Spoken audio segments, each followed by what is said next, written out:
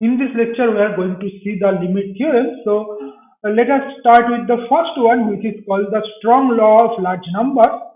So, what is strong law of large number? Strong law of large, the statement of the strong law of large number is as follows: that let xn be a sequence of IID random variables with finite mean mu, and suppose xn bar is nothing but the arithmetic average of the first n random variables here. Okay, so xn bar is 1 by n summation xi I runs from 1 to n.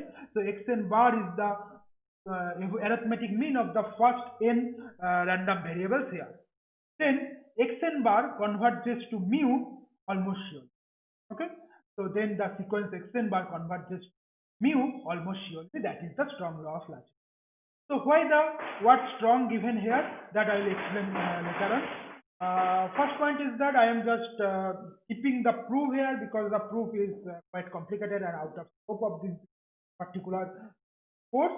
But let me give you some intuitive idea of the strong law of large. So the intuitive idea of the strong law of large number goes like, obviously it is not the mathematical one, but it is the intuition of the strong law. So think about this. Suppose we want to have the idea of, or not idea, we want to measure the average mean height of the all the citizens of India. Okay, so we want to find out what is the average height of all Indians. So if I want to do this, what I have to do? I have to go to each Indian, I have to record his or her height, and then finally I have to basically sum all those heights divided by divided by the population of India, and I will get the average height of the people in India. Now you notice that India has 138 crore people. So going to every people and finding out their height is a very costly process. Costly in terms of money, in terms of time both. And then obviously that huge data I will going to have. I have to save this data somehow. Then I have to add them up. I have to divide it by number of citizens, number by the population of India, and then I will get the average. Okay, that is the straightforward method, but this is not physics. That is not very feasible one. That is not very feasible one because of the money and time involved there. What alternatively we can do? The alternatively we can do, maybe I can take a sample from India, and obviously sample needs to be a representative sample, good sample. I should not take a sample only from the taller people. I should not take a sample from only from the shorter people. That should not work. But if I take a proper sample, then maybe the sample, if I calculate the sample mean, and the sample mean is basically nothing but suppose in the sample I have 10 people. So I take the randomly 10 people I select, I just measure their height, and I just, so I have basically 5 height data. So if I take the average of this 5 height data, this is called the sample. So sample basically mean the subset of the whole population, and then the sample mean is nothing but the mean calculated based on the sample data is called the sample mean. So the first one, when I take the whole population together and if I calculate the mean, it is called the population mean. On the other hand, when I take the sample and based on the sample I calculate the mean, it is called the sample mean. And when I am talking mean here, that basically means the arithmetic mean. Just sum the values divided by n. Okay, sum the values divided by n. Now, you think of this thing that obviously if I take 5%, that is not a good representative sample of this huge population. In that case, maybe the sample mean could be far away from the population mean. Maybe if I take 100 people, that is also not very good one because again because of the huge population of India. So that maybe in this case also if I take 100 people in the sample, maybe based on the 100 people, the sample mean may not be close to population. But if I keep on increasing the sample size, intuitively it is appealing to think that the sample mean goes closer and closer to the population. Okay, and exactly this intuition is theoretically established by the strong law of large number. So strong law of large number says that if xn is a IID sequence of random variables having finite mean mu, and if I talk about this arithmetic mean, if I just talk about the arithmetic means first in random variables here, then if I take n tends to infinity, this xn bar converts this mu almost surely. So this xn bar is basically nothing but the sample mean when I have n people in the sample. On the other hand, mu is the population mean because it is the expectation of xi for any n, xi for any I, right? So this theorem says that the sample mean converts to the population mean almost sure. And keep in mind, almost surely convergence basically mean that it is the with probability 1 the convergence is happening. So that means almost everywhere, whatever the value of omega, for almost all omega the convergence is. Maybe few omegas the convergence may not be there, but if you take the collection of those omegas where convergence is not there, the probability of that set is 0. So that's why almost sure convergence means basically it is a quite meaningful one, and by taking n quite large, I can approximate mu by the sample, right? And so this strong law of large number gives us a theoretical justification of what we have in our mind, intuitively what we have always we have in our mind. Okay, fine. So let us see some of the application of the strong law of large number. So the first application is so that's it. This one is also somehow we have in our mind. For example, let us start again with an example. Suppose I give you a coin and I do not tell anything about the coin, that whether coin is fair or unfair. I do not tell anything to you, and I ask you what is the probability of getting head. What you will do? You will toss the coin maybe for a large number of times, maybe 100 times, maybe 500 times, something like that, and then you will find out how many times you have head divided by number of times you toss the coin. So that means basically, again, here you see that when you toss the coin, you are basically generating a sample. So sample proportion you are talking about here, the number of times head appears divided by total number of times I toss the coin, that is nothing but the sample proportion. So how many times, the proportion of time head appears, that I am seeing, and I will basically tell that, well, that is the probability of head, right? And the example actually basically talk about that. So example goes like that. Suppose that a sequence of independent trials is performed and E be a fixed event, and P of E is basically the probability of E as we have used. Now, let that we define a random variable xi which takes value 1 if E occurs. So in our example, if head occurs, and 0 if head does not occur, that means E does not occur in the ith time. Okay.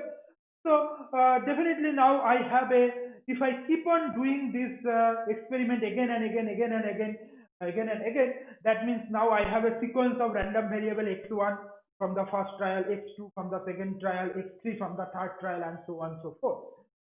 So now strong law of large number. Now notice that these xi's are IID. Why they are IID? What is the distribution of xi? The distribution of xi is Bernoulli with the success probability is same as probability of E, right? Bernoulli with success probability is same as probability of E. So they have identical distribution. They are independent because we are assuming that we are doing the trial independent. That's why xi's are also independent. So xi are IID random variables. So that means I can use the strong law of large number, and strong law of large number tells us that xn bar, which is nothing but x1 plus x2 plus xn divided by n, converges to mu. And what is mu? Mu is nothing but the expectation of xi for any I write it expectation of x1, and the expectation of x1 is nothing but the probability of E. Well, now, so that means xn bar converges to probability of E. Now, what is xn bar? Notice that x1 plus x2 plus xn, this is nothing but the number of times E occurs, or in other words, when I'm talking about tossing of a coin, number of times head occurs. So this x bar is nothing but, in this case, is the proportion of time E occurs. So proportion of time E occurs converges to probability of E. So that means that if I do the experiment for a large number of times, then PE can be well approximated using the sample average, which is the proportion of time E occurs.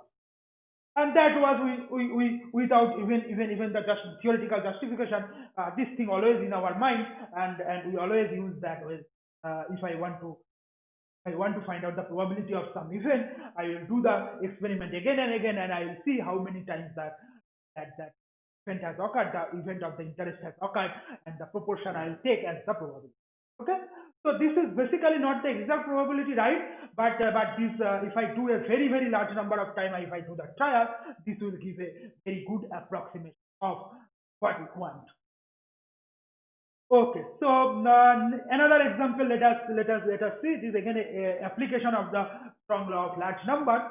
This is called the Monte Carlo integration. So it starts like this: that suppose I want to do this integration. Suppose I want to do this integration I, which is nothing but integration a to b hx dx. Obviously, if I can do it explicitly, I do not need to do anything. I will do it explicitly and then put the limit a and b, and I am done. But the interesting thing happens when I cannot do it explicitly. Maybe this function is quite complicated, that's why I am not able to do it explicitly. Obviously, in these scenarios, there are a lot of numerical techniques are there. So one of them, which is one of them quite popular one, is Simpson's one-side rule. I do not know whether you know that or not. If you do not know, just hit the Google search and learn it. But that do not have anything to do here. So what I am going to do here is that we are going to see another way of see all the numerical technique give you some approximation of this integral. And obviously those approximations are quite good approximations. Here we are going to see another technique which will give us the approximation of the same integral, but which is based on strong law of large number. Okay, so how this can be done? Notice that this I can be written in this form also. So what I did, okay, first I assume that A and B are finite. Okay, if A and B are not finite, then I still can do in this way, but I have to do in a different manner. So for the time being, assume that A and B are finite. If A and B are finite, I can be written in this form. So I just multiply by B minus A and divide by B minus A here. Now notice that 1 by B minus A over the range A to B is basically a density function, and this is the density function of uniform AB random variable. So that means this integration is nothing but the expectation of h of x, where x follows a uniform AB random, right? So which I have written as expectation of y, where y is h of x and x follows uniform AB distribution, or equivalently I can write it expectation of h of x, where x follows uniform AB. Okay. Now let xn be a sequence of IID random variable with common distribution uniform AB, and assume that yn is h of xn. Now see that now because xn are IID, yns are also IID, because yns are independent because xn are independent, and then because all the xn has the same distribution, so yn also has the same distribution. So as xn's are IID, yns are also IID, so I can use the strong law of large number on yn if the expectation of yn is finite. And here I assume the expectation of yn is finite because I am talking about the integration. Obviously, I am assuming for that the integration. Otherwise, talking about the integration does not make any sense. So that I am assuming implicitly here. So I can use the strong law of large number over yn, and it says that yn bar converts to this quantity. Yn bar is basically this one, and which converts to expectation of yn, and which is nothing but I divided by b minus. So that shows that if I take b minus a in this side, so b minus a divided by n, summation I equals to 1 to n, h of xi converges to I. And this convergence happens with probability 1 using the strong law of large number. So what does this mean? This means that if I can generate uniform AB random variable, if I can generate large number of uniform AB random variables, n is very large in this case, then I can compute this quantity, and this quantity going to give me an approximation for I. Okay, and this way I can approximate the integration I. How can I generate random numbers from the uniform AB? That can be done using any standard software like R, MATLAB, any standard software you see nowadays. These codes are there. Maybe that syntax is different, but you can really find it on by Google search, and you can do it. And some popular values of n is basically 5,000 or 10,000 people. If once you take this one, you can approximate I by taking this particular expression where b minus a divided by capital N summation I equals to capital N h of xi, and capital N is quite large. Okay, so this is about strong law of large number, and we have seen two main properties of the application of the strong law of large number. One is approximating the probability using the proportion, and another is Monte Carlo integration. Okay, so in the next lecture, we are going to see the central limit theorem. I stop here for this lecture. Thank you for listening.